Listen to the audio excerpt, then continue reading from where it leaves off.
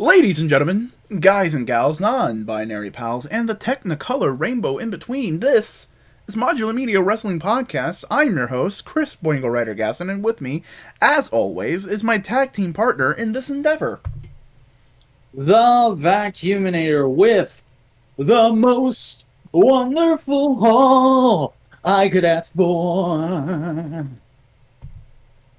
And see, you could have rhymed it, you could have linked it together, and you didn't. I could have. I totally could have, but, then it wouldn't be cringy enough to get clipped out. Somebody make a fucking hashtag short. Make a short. Make shorts of us. Make us more popular. Share us around. Nobody listens to this wrestling podcast on YouTube. I know there's listeners out there on podcast platforms, but people, we need promotion on YouTube as well. So make us some short clips. Come on, there's got to be stuff here you can clip out. There's got to be stuff you can do. Come on, come. Fan base, be proactive. Be proactive. Help us get bigger, so we can help be bigger for you. Be a more popular thing that you can say to your friends. Yeah, I was watching that thing before it was cool. Huh? Don't you want to do that? Don't you want to be that smug asshole? Do it with MMWP. Well, on that note, if you are listening on podcast platforms, please follow. Tell your friends about us if you think they'd like the podcast. That's mostly how we're gonna be able to spread this thing around, is word of mouth. YouTube.com/modular media, baby. Every Thursday we try to go live at a reasonable time. It's not always in the cards for real life reasons, but we try to go live on the operative word there. Try until you can't try no more. MMWP Live, we record this podcast live in podcast form, so you can see our 5 out of 10 faces. Yeah. And other painfully at MMWP, we're painfully average. And other podcasts that we do, such as This Week in Tokusatsu, No Price Podcast, where we talk about Marvel stuff, Components, where we talk about anything, whatever comes off of our heads, and any other future projects that we want to do. So, follow, subscribe, follow us there, follow us on podcasts, follow us on Twitter at the Modular Media. And with that, I think we need to have a little bit more of a oomph at the beginning of our show. Don't you think, Vac? Yeah, I think we could definitely be a lot more impactful. And I was trying to get that there, but obviously I didn't quite hit the mark. But, like I said, you could always make a hashtag YouTube short out of that, because that's a thing now. I don't quite understand it, but we talked about it on Components this week, so obviously there's some kind of thing there. So I don't know, you do that. But hey, Impact Wrestling is a company that exists, and they had a couple TV shows and a pay-per-view this last week. I haven't watched tonight's TV yet, so we're just going to talk about kind of the two big things I noted based off of last week's TV and Under Siege, which is that the Brian Myers-Matt Cardona feud is now over, and Brian Myers is now feuding with Decay, which is kind of hilarious because they're faces right now, and he's obviously supposed to be a heel, but they're a bunch of spoopy dukes who outnumber him 3-1. So, he's in this match on TV against Crazy Steve, just trying to hold his own, and every time he goes out of the ring for, a 2-second breath, there's fucking Black Taurus, or there's fucking Rosemary just scaring him back in there, and it's this is not a fair fight, but I'm enjoying it. No, but if this is the beginning of a feud, he could build up a stable. That would be nice. Oh, he could bring in Swoggle and Mark Sterling and make good with Matt, and they could have the Figure 4 in Impact. Have you heard that? That's their indie faction. That's cool. That's cute. Mm-hmm. Swoggle's a toy collector? He's he buys toys for his son, and he really only buys stuff that he grew up with. So his son. So he's a retro toy collector. Yeah, his son and him are both into Muppets, and they buy Lego sets occasionally, and he is really into the old Hasbro WWF line. So, he's been collecting those. So he's not a toy collector, he's a childhood collector. Yeah. Similar to how like Um, Batista collects lunchboxes. I didn't know that. That's really cool. Yeah, he's really Um, proud of them too. He has like one that's like really pricey and expensive, and he was like posted on Instagram, was like, guys, I just got this dope lunchbox. I'm so happy for Batista. At all times, I am happy for Batista. I'm happy for Cena. I'm happy for the fucking Rock. Those guys deserve all the success and happiness, and it seems like they have all the success and happiness. Maybe one day I'll get some of the success and happiness.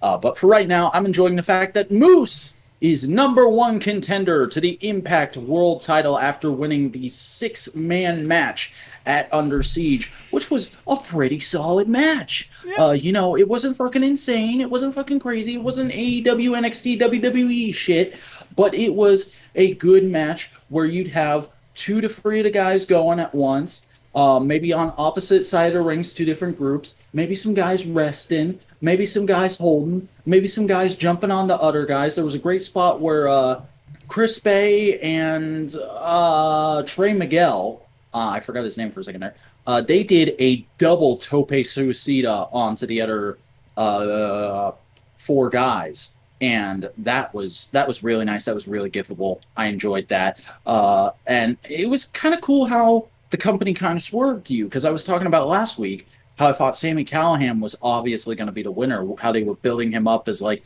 oh, I need the title win. I care about Impact. I'm the draw. I've got to defend the company and win its honor back. And nope, fucking Moose just comes in there and stomps the shit out of everybody. And it was a nice little surprise. I mean, like you kind of could have guessed it based on the fact that Moose is somebody who they've been heavily featuring in their main event scene for a couple of years now. But yeah, it's definitely a great pick, and it's an interesting pick considering the fact that after the next pay per view, which escapes me at the moment, his contract is up. So either he's going to re-sign and get the title, I would say, or he's going to get the crap kicked out of him by Kenny. And to sell it, he's going to go off to another promotion, possibly maybe Hunter Brands LLC. Um, but yeah, decent week of Impact, I thought. there's a Canadian joke to be made there. The fact that Kenny from Winnipeg, Manitoba, Canada, is fighting a moose. Oh, wouldn't it be great if they did like a fucking JBL style video package of him moose hunting in the Canadian Arctic or something? There's something to be there. What's that Hmm. goddamn Canadian sitcom with the dude who talks like Boomhauer? I have no idea what you're referencing. Okay, then. Let's move on to WWE because there's a good bit of WWE to talk about this week. I don't know why I'm doing that voice, but hey, that there Aleister Black, he read another chapter of his book on SmackDown. I have not been Going keeping up, up with this because I don't want to be disappointed. I do but not it's want your to raise my boy. hopes. It's your boy. It's in the same It's way as I. it's the same way as like looking at your friend who's in an abusive relationship who's not able to get out of it yet. It's like I want to help you, but like nah, like Speaking of which, did you hear that fucking Zelina might be re-signing? yeah, in NXT, which out of anything in WWE, being in NXT is better than nothing. But Girl, you deserve better. Um, Alistair, you deserve better. But you're getting okay right now. I'm enjoying these promos. They're pretty interesting. Um, yeah, I like the whole angle of the character of like he has this sort of righteous truth that he needs to deliver to the roster. He needs to teach them this lesson. He needs to fucking beat his wokeness into the others. Because they're basically doing that without saying it, is like a woken warrior, if you will. Um, and yeah, I'm enjoying these promos. I assume based on the way this one kind of ends that he's going to be making his in-ring debut very soon. Like it kind of came off like it was the last one. But I don't know. We'll see. SmackDown is tomorrow night. So possibly maybe Alistair debut this week. Maybe he's going to disappear for a couple weeks and then debut at the pay-per-view. We shall see. Um, Speaking of fucking pay-per-views, you watch Backlash. I mean, no, but I did hear it set the wrestling world back 30 years. Yeah. So I was This is totally tea, gonna by the ignore way. this show. This is tea, by the way. I'm drinking. Is that would that be a shoot there, brother Boingo? Oh, God. It's like we're it's like we're in 1991. Mm-hmm. So Is Max Moon gonna show up now? I don't know. RoboCop might open the cell door though. But yeah, I was gonna skip this show. Like I've been skipping most WWE shows for the last 4 months now. Well, actually, almost a year now when you think about it for real. But officially, I've been skipping most WWE shows for about 4 months now. And then I saw on Twitter, hey, the Mysterios won the tag titles, and the first two matches were pretty decent.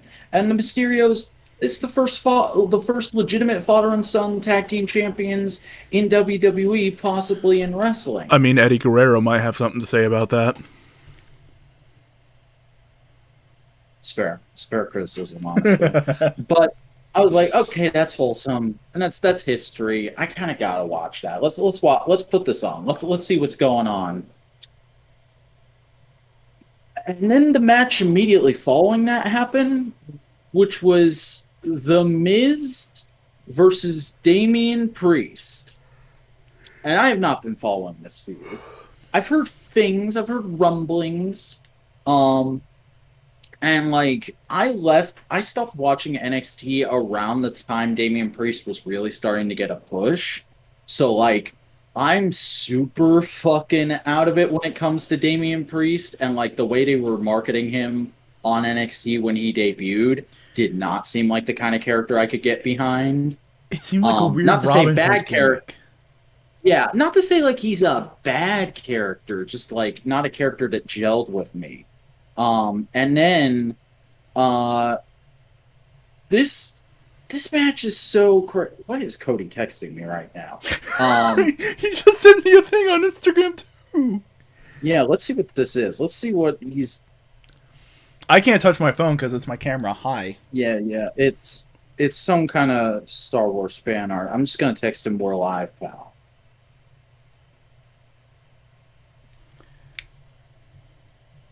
And yeah, I did just legitimately text him that. Nice.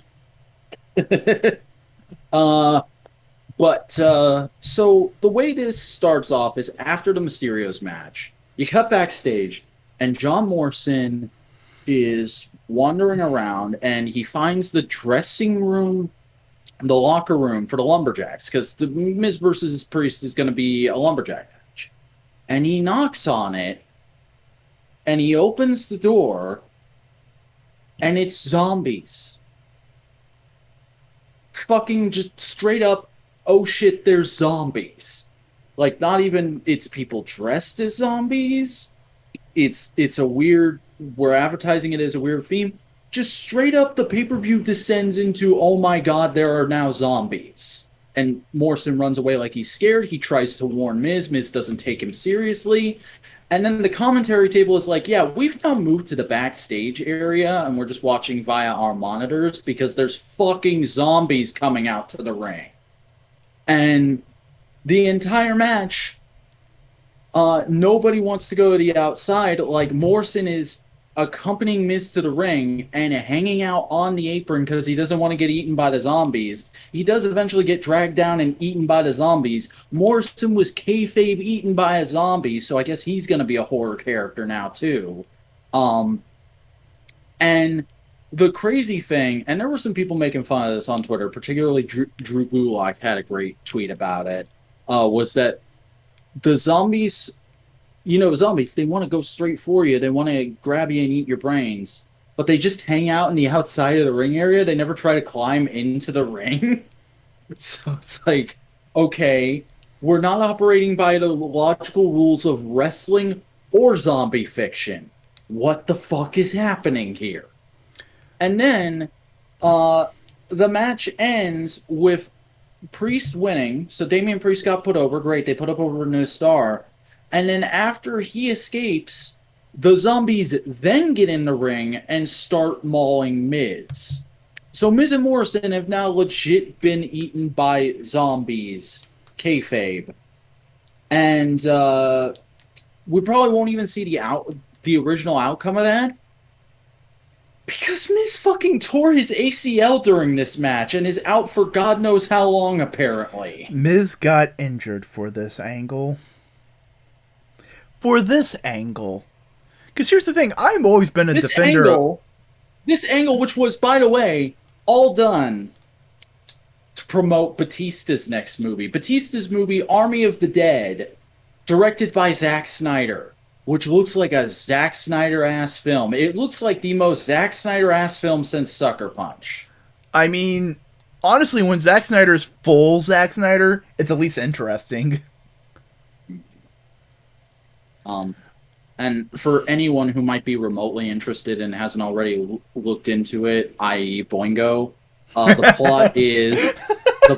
plot is in a post-apocalypse, like, New America, a bunch of misfit, we've been out of the army for a couple of years, former Marines are recruited into like a fucking Suicide Squad type team to go into Vegas, which is completely infested with zombies and walled off somehow. They somehow got all the zombies into Vegas and built a wall around them. I'm sure they made the zombies pay for it too. And they're gonna go to a casino and steal all the money out of the casino vault because all the money is still in the casino vault, and apparently American currency is still valuable in this post-apocalypse universe. Yeah, that's my first question. What the fuck kind of post-apocalypse still uses fucking capitalism? I know. What kind of fucking post-apocalypse is this? It's the dumbest looking movie I've seen in a while. The only post-apocalypse that makes sense to still have capitalism is Fallout. Because capitalism is the joke. Mm-hmm. But, you know, good for Batista. Batista's making money. Batista is the top billed actor in that movie. Nice. I mean, Batista's gonna get good work after fucking Guardians. Mm-hmm. Alright, let's see. Is there anything else for... Oh, did you have anything else you wanted to say about the zombie angle? It's just... It is so funny to me that there was rumors of like, oh, Blood and Guts set wrestling 30 years back. Yeah, that's things backstage WWE people legit said, apparently. Legit said. And then they do this angle. Yeah, this corny ass fucking carny bullshit. And there's no other descriptor for it. It's fucking goofy carny bullshit. Yeah. It very much is. Because it's just like, okay, either one,